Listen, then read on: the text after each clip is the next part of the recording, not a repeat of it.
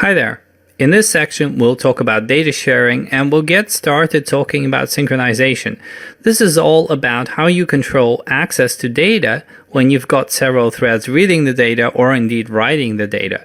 So what we're going to see in this section is the following. We'll talk about critical sections, which are areas of code whose access is controlled by a lock object. Then we'll talk about interlocked operations and how those can be used with certain primitive types to avoid using locks. Then we'll talk about spin locking and lock recursion. Then we'll talk about the mutex type, one of the wait handle types. And finally, we'll take a look at reader-writer locks. Now, before we jump into the code, there is one concept that I wanted to discuss, and that is the concept of atomicity. So essentially, we call an operation atomic if this operation cannot be interrupted, meaning it cannot be separated into several different parts, such that between the execution of one part and another, some other thread comes in and does something. So an operation is atomic if it cannot fundamentally be interrupted by something else.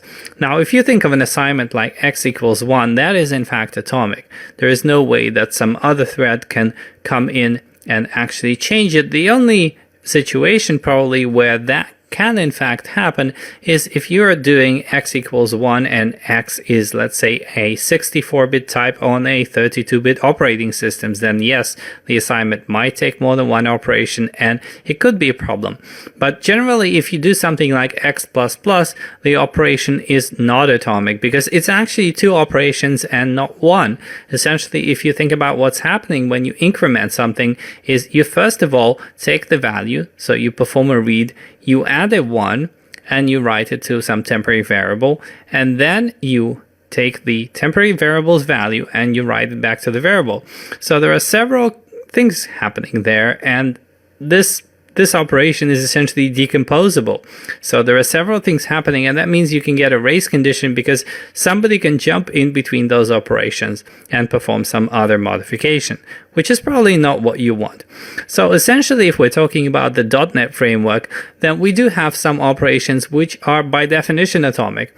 For example, reference assignment. When you have a variable of a reference type and you assign something to it, that's an atomic operation that cannot be interrupted by anything.